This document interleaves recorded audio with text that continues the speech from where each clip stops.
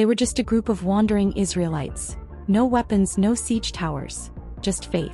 So how did they bring down one of the most fortified cities in the ancient world? God gave Joshua a battle plan that made no earthly sense. March around the walls? Blow trumpets? But what happened next shook the earth.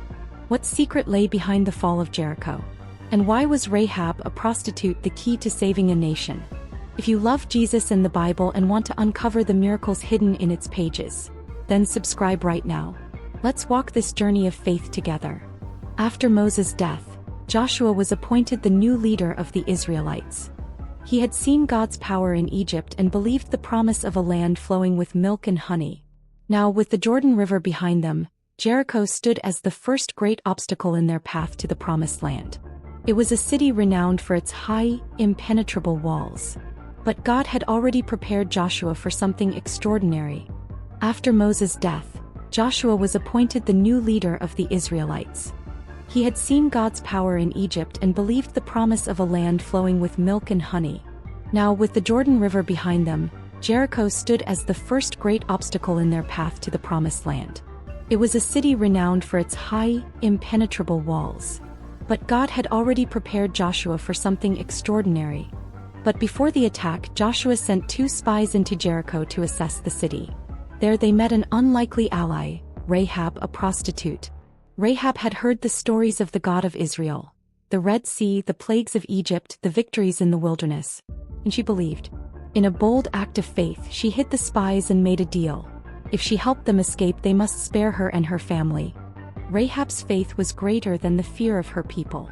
She confessed with her own mouth, "The Lord your God, He is God in heaven above and on the earth below." In a city doomed for destruction, one woman stood apart, not because of her past but because of her faith. Her red cord tied in the window became a sign of salvation. The Israelites obeyed exactly as God commanded. For 6 straight days they circled the city in silence. No words were spoken, only the sound of footsteps and the low hum of the priestly ram's horns. Jericho's citizens mocked them, laughing at the bizarre ritual. But the Israelites kept walking. Because true faith doesn't always make sense. It obeys without question. On the 7th day they marched not once, but 7 times. With each round the tension grew. Then, at Joshua's command, the priests blew the trumpets and the people let out a mighty shout. In an instant the earth shook, and the unthinkable happened.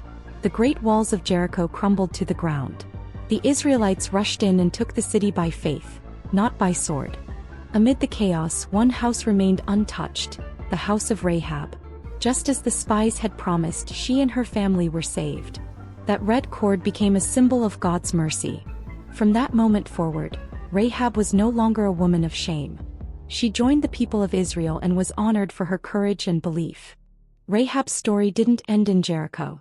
She became part of Israel's history, and even more, part of the lineage of Jesus Christ. This former prostitute was redeemed by faith and remembered forever in the book of Hebrews as one of the heroes of faith. Her life proved that no one is beyond the reach of God's grace. Joshua's leadership began with total obedience. He didn't rely on human strength but trusted the voice of God. And because he walked by faith, the impossible became possible. The fall of Jericho wasn't just a military victory, it was a spiritual breakthrough. It showed what happens when people follow God without hesitation. The fall of Jericho teaches us that faith sometimes looks foolish to the world. Marching instead of fighting, shouting instead of striking. But in God's kingdom, obedience is stronger than weapons. It was faith, not force, that brought the mighty walls crashing down. What walls are you facing today? Walls of fear, sin, rejection, addiction, or failure? The story of Jericho is your reminder. When you trust God fully, walls do fall. But you must march in faith, obey in silence, and wait for His perfect moment. As the Israelites made camp outside Jericho, the people of the city watched with trembling hearts. The reputation of Israel's God had spread far and wide. How He split the Red Sea, how He crushed Pharaoh's armies, and now how He dried up the Jordan River. The city was in lockdown. No one entered, no one left. But Joshua wasn't preparing for a siege. He was preparing to follow divine instructions that made no sense from a human perspective. Then God gave Joshua one of the strangest battle plans ever recorded. "March around the city once each day for 6 days," He said. On the seventh day, march around it 7 times and then shout. No battering rams. No siege towers. Just marching silence and faith. To the military mind, this was absurd. But to those who trusted God, it was a test of obedience and endurance. On the first day, priests carried the Ark of the Covenant, followed by armed men and the rest of the people. They circled Jericho's massive walls in silence, except for the sound of 7 rams' horns blowing. The citizens of Jericho watched in confusion. Was this some kind of ritual? Or were the Israelites simply afraid to attack? They had no idea what was coming. Day after day the procession continued. 1 lap, 1 silent march, the same blowing of horns. Some Jericho citizens began to mock. "Is this your great army?" they jeered. But the Israelites said nothing. Their silence wasn't weakness, it was obedience. Every footstep was a declaration of trust in God, and every silent lap was a countdown to divine judgment. Then came the 7th day. At dawn the Israelites rose early. This time they marched not once but 7 full times around the city. The tension was unbearable. Inside the city, fear turned into panic. Outside, the Israelites walked in sync, their eyes locked on the walls. And when the 7th lap ended, Joshua raised his hand and shouted, "Shout! For the Lord has given you the city."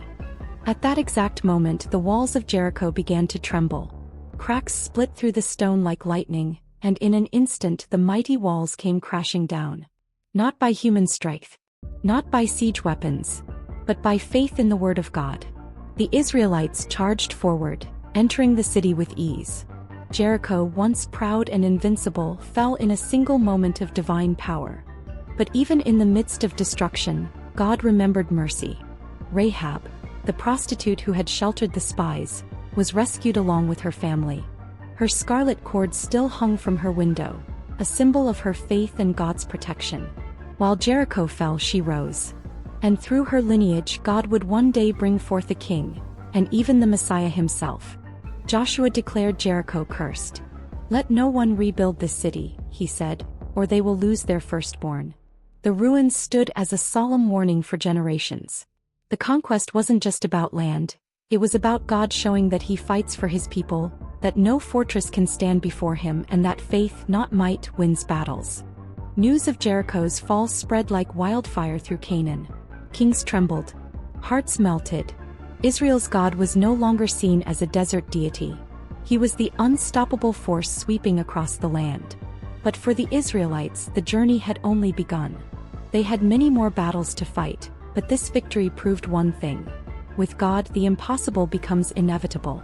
As the dust settled and the sun rose over Jericho's ruins, a new generation of Israelites stood with renewed faith. They had seen God's power not through swords but through surrender. The fall of Jericho wasn't just a military event. It was a declaration that God leads his people into victory. And it reminds us today, when we walk in obedience, no wall is too high, no enemy too strong. Inside Jericho, fear had become a daily companion. The once confident Canaanites now whispered in dread behind closed doors. They had heard about the Red Sea splitting. They knew of Sihon and Og's destruction. And now Israel was camped right outside their gates. But instead of preparing for traditional war, they watched in confusion. The Israelites marched once a day around the city walls in total silence, led not by warriors but by priests blowing ram's horns. Day after day, this mysterious procession continued, and each loop around the city chipped away at the courage of Jericho's defenders. Something divine was unfolding, something they couldn't comprehend but couldn't ignore. By the 6th day, tension inside Jericho had reached its peak. The people couldn't understand why the Israelites weren't attacking. But Joshua knew exactly what he was doing, following the precise instructions given by God. Israel's strength wasn't in their swords or numbers. It was in their obedience. And on the 7th day everything changed. Early in the morning the Israelites assembled and began marching. But this time they didn't stop after 1 lap. They kept going, twice, 3 times, until they had marched around the city 7 full times. The sound of the trumpets echoed like a prophecy through the air, shaking even the bravest hearts. And then, it happened. After the 7th lap, Joshua gave the command, "Shout! For the Lord has given you the city." With one unified voice, the Israelites roared. The trumpets blasted. and the earth beneath Jericho trembled. Stone by stone, brick by brick, the mighty walls of Jericho began to collapse. Not by catapult or siege, but by the sheer power of faith and obedience. God himself had struck the city. The walls didn't crumble inwards as if attacked. They fell outward, making a clear path for Israel to enter. It was a miracle that sent shockwaves through Canaan. With the walls down, the Israelites surged into the city. As God had instructed, they destroyed everything: man, woman, child, ox, sheep, and donkey. It was divine judgment, not mere warfare. But one house was spared: Rahab's. The scarlet cord hanging from her window stood as a symbol of mercy amidst judgment. Joshua honored the spy's promise, and Rahab and her family were brought safely out of the city before the destruction began. She had placed her faith in Israel's God, and he rewarded her with protection and a place among his people. Jericho became a symbol, not of Israel's military might, but of God's power and the importance of obedience. Joshua declared that the city would be cursed. Anyone who tried to rebuild it would do so at the cost of their firstborn and lastborn. That curse would come true generations later. But for now, Israel had their first great victory in the Promised Land. Not by sword or strategy, but through faith, patience, and complete surrender to God's will. The fall of Jericho marked the beginning of a new era.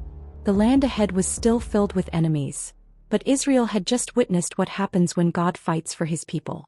After the fall of Jericho, the entire land of Canaan was shaken. Kings across the region trembled, knowing that Israel's God was no myth. News of Jericho's miraculous collapse spread like wildfire. For Joshua and the people, it was a divine confirmation. The land truly was theirs to take. But Joshua wasn't drunk with victory. He remained deeply aware that this was only the beginning. Ahead lay fortified cities, vast armies, and hardened kings. Yet the fall of Jericho taught Israel a crucial lesson.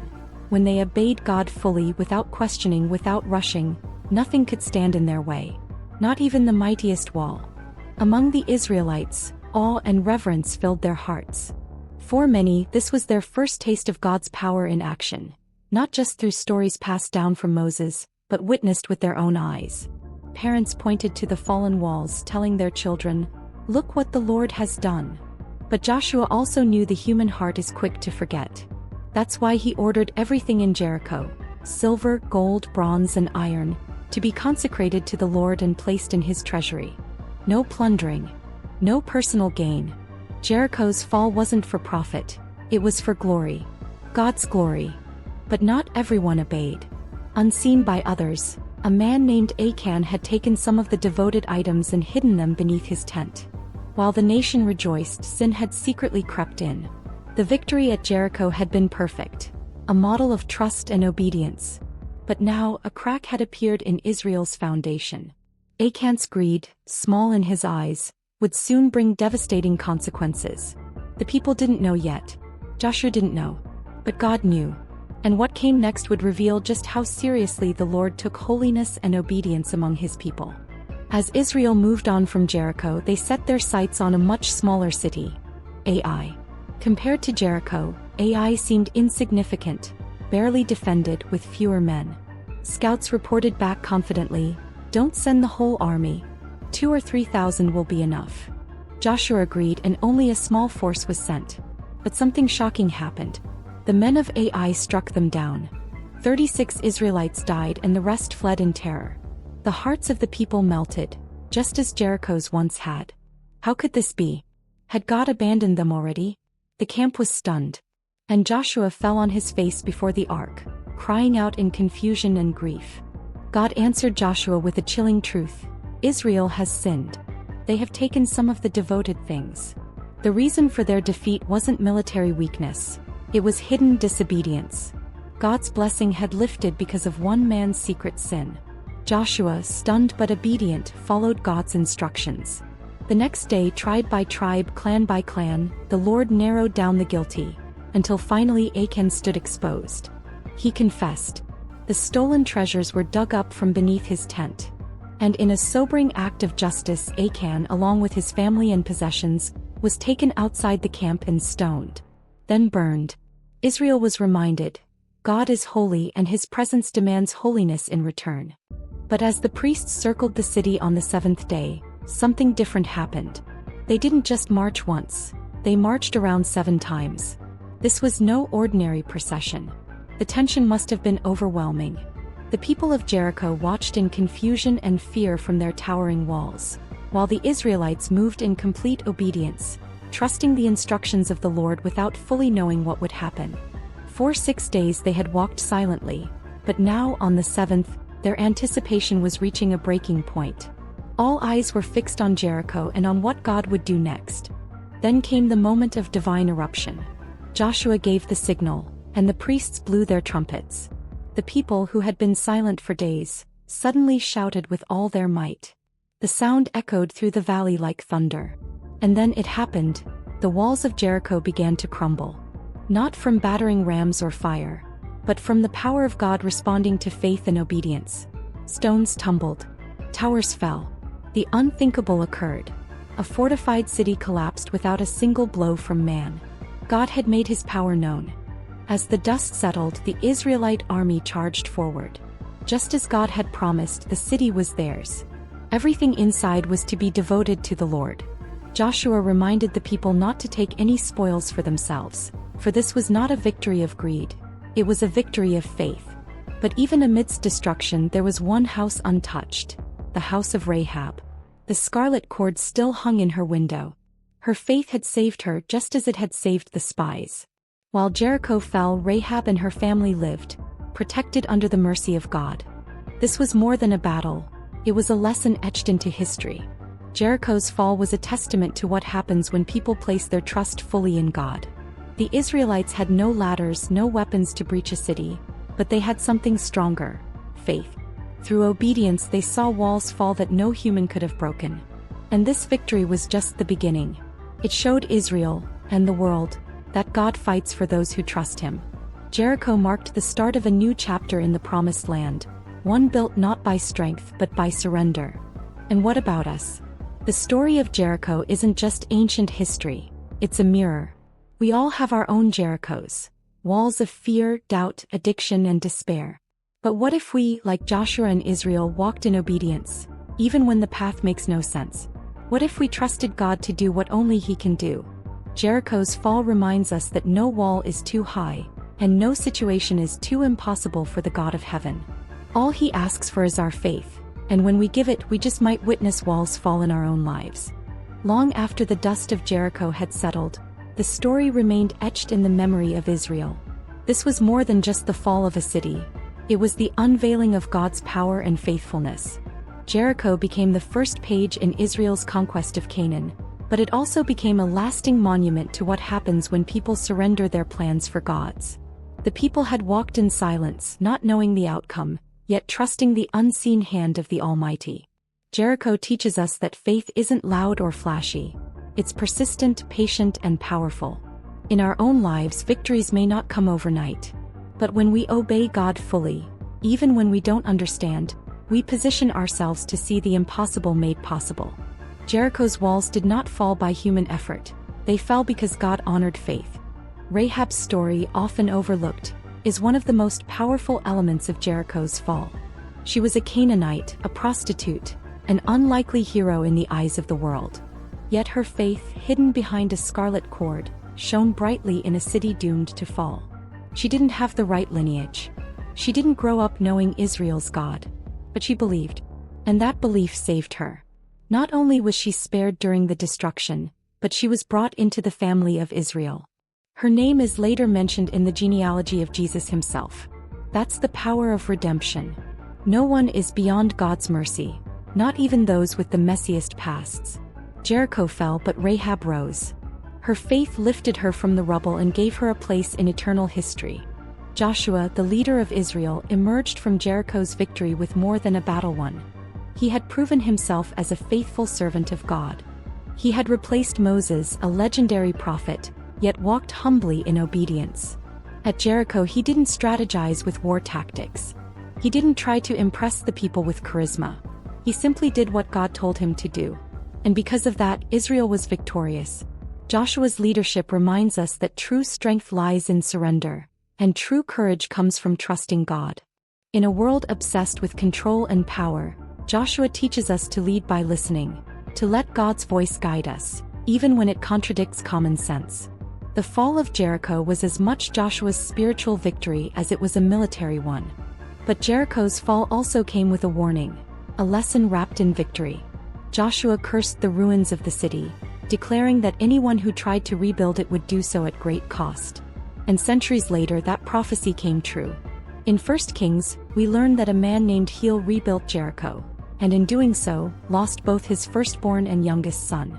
God was making a statement: don't resurrect what I have destroyed. There are things in our lives, habits, relationships, sins, that God tears down for our freedom. But if we try to rebuild them, we invite sorrow. Jericho was never meant to rise again. Its ruins were a symbol. Some victories are permanent and some things are meant to stay buried. The fall of Jericho continues to echo through the ages, not just as a historical event, but as a spiritual metaphor. The walls didn't fall because of military might. They fell because God's people obeyed completely, even when it seemed foolish. And that's a challenge for all of us. What walls are we facing? What strongholds seem impossible to break? Sometimes it's not about trying harder. It's about trusting deeper. Jericho reminds us that when we move in faith, God moves in power. He is still the God who crumbles walls. He is still the one who brings down strongholds. If we march in obedience, shout in faith, and believe in His timing, we will see our own Jerichos fall. The question is, will we trust Him enough to walk? As the people of Jericho peered over the massive walls, they likely laughed and mocked the Israelites. These weren't warriors. They were priests with trumpets, women, children, and shepherds. But what they didn't realize is that Israel's power didn't come from military strategy or brute force. It came from obedience to God's voice. Every day for 6 days, the Israelites circled the city in total silence, save the blasts of the ram's horns. This was psychological warfare, but also a spiritual declaration: our God fights for us. The residents of Jericho probably grew more confused and anxious as each day passed. This wasn't a typical siege. It was something entirely different, and it unnerved them. On the 7th day, that tension would finally break in a way no one could have imagined. On the 7th day, before the sun fully rose, the Israelites prepared themselves. Today was different. They were instructed to march 7 times around the city. Imagine the anticipation building with each circle. Inside the city, the people of Jericho must have been watching in dread, wondering, what is happening? By the 7th lap, the atmosphere was electric. Then, at Joshua's command, the priests blew their trumpets, and the people let out a thunderous shout of faith. That shout wasn't just noise. It was obedience, belief, and trust in God all poured into one explosive moment. And in that moment, God responded. The impenetrable walls of Jericho began to shake, tremble, and then collapse completely. Not from a battering ram, not from fire, but from the divine hand of the Lord responding to His people's faith. With the walls fallen, the Israelites surged into the city. This was not a chaotic battle. It was divine judgment carried out through obedience. Joshua had already warned the people. Everything in Jericho was to be devoted to the Lord. Nothing was to be taken. The city was to be burned, and only Rahab the prostitute and her family were to be spared. And true to God's word, the Israelite soldiers went straight to Rahab's house, clearly marked with a scarlet cord, and rescued her family. The rest of Jericho was destroyed. This moment wasn't just about conquest. It was about faith rewarded, promises fulfilled, and God's supremacy over earthly strongholds. Jericho fell not because Israel was powerful, but because Israel trusted the one who is. After the fall of Jericho, Joshua issued a solemn curse. Cursed be the man who tries to rebuild this city. He will lay its foundation at the cost of his firstborn and set up its gates at the cost of his youngest. This wasn't just about ruins. It was about God's judgment standing as a permanent reminder. Jericho would be a symbol not just of military conquest, but of what happens when God's will is obeyed or ignored. Generations later, during the reign of King Ahab, a man named Heel would try to rebuild Jericho, and the curse came true exactly as prophesied. This tragic consequence underscores the power of God's word. The fall of Jericho wasn't just a one-time event. It echoed through Israel's history as proof that faith wins battles, and that God's instructions are not to be taken lightly. The story of Jericho ends not in destruction, but in redemption. Rahab, the woman once known only as a prostitute, was now fully part of God's people. She would go on to marry an Israelite named Salmon and become the great-great-grandmother of King David, and eventually, part of the lineage of Jesus Christ himself. From the ashes of Jericho rose a testimony of how faith can redeem the most broken pasts. Rahab believed when no one else in Jericho did, and God remembered. The fall of Jericho is not just about walls coming down, it's about what stands when everything else falls. Obedience, faith, and God's unshakable promises. Jericho was the first city to fall, but it proved one eternal truth. When God leads the battle, victory is guaranteed. When the walls of Jericho came tumbling down, it was not through catapults or battering rams. It was through faith. This moment wasn't merely about architecture falling. It was a divine signature, etched in the dust of human history. God was demonstrating to all generations that obedience paired with faith can bring down any stronghold. For the Israelites, Jericho represented more than a military win. It was a spiritual shift, a declaration that they were no longer wanderers but conquerors in God's plan. The city they feared became the city they walked over. And it all started with faith expressed through quiet marching, trust, and a shout. This story asks us even today, what Jericho are we facing? And are we willing to trust God's process, even when it makes no earthly sense? The fall of Jericho wasn't just about God's power, it was also about his patience. For 6 days, God asked his people to walk in silence. No swords drawn, no words spoken, just the sound of feet on earth and the blowing of trumpets. Why? Because God was showing them, and us, that the greatest victories often come through surrender, not striving. Jericho is a reminder that God's ways are higher, slower, and sometimes stranger than we expect. But they always work. The 7th day brought a shout, not of human might but of divine alignment. And with that shout, the impossible happened. This teaches us something profound. Sometimes our breakthrough comes after the obedience, after the silence, after the waiting. Are we willing to walk by faith for 6 days, even if we don't see anything change until the 7th? One of the most overlooked heroes of Jericho's fall was Rahab. A woman with a scandalous past, she hid the Israelite spies, risking everything. And because of her faith, she and her household were spared. More than spared, she became a part of God's people. Rahab's redemption in this story reminds us that God doesn't look at where we've been. He looks at where our faith is pointing. Her thread of scarlet tied in her window is a symbol that echoes to the blood of Jesus Christ. In a city destined for destruction, one woman stood apart and found salvation. Jericho's fall wasn't just a military tale, it was a mercy tale. And in that rubble, grace was born. God rescued the most unlikely person from the most doomed place. If he did that for Rahab, he can surely do that for anyone who trusts him today. After the fall, Joshua placed a curse on anyone who would rebuild Jericho. A solemn reminder that what God destroys should not be resurrected by human hands. But centuries later, in 1 Kings 16 verse 34, a man named Heel rebuilt Jericho, and paid a terrible price. His sons died as the foundations and gates were laid. This shows us that defying God's word has real consequences, no matter how much time passes. Jericho wasn't just a historical site. It was a symbol of sin conquered and judgment executed. Rebuilding it was more than construction. It was rebellion. And rebellion always costs more than we expect. We must ask ourselves, are we trying to rebuild walls that God already tore down? Are we resurrecting things he buried for our freedom? Jericho teaches us to let God's victories remain final, and not return to the places we were rescued from. The victory at Jericho marked the beginning of a new era for Israel. But it also came with responsibility. God had proven his faithfulness, but now the Israelites had to continue trusting him in the battles ahead. Victory wasn't the end, it was the starting point. And that's how faith works. One breakthrough leads to another challenge, and more opportunities to trust. God gave them the land, but they still had to walk into it one step at a time. Jericho reminds us that spiritual triumph isn't just about a moment, it's about a lifestyle of trust. When God breaks down walls for you, he also invites you to keep walking forward. Don't camp at the site of your last miracle. There's more land to possess. There's more purpose to fulfill. The God of Jericho is still moving. Will you follow him? The fall of Jericho is not just ancient history. It's a blueprint for modern faith. Whether you're facing walls of fear, addiction, anxiety, doubt, or sin, this story shows us they can fall. but not by might nor by power, only by the Spirit of the Lord. Your Jericho might be invisible to others but real to you. It may look immovable, impenetrable, and permanent.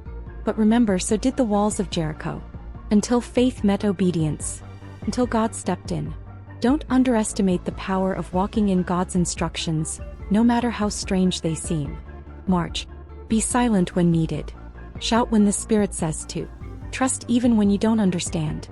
And most of all, believe that the God who caused walls to fall then is the same God who is with you now. The battle is the Lord's, and He never loses.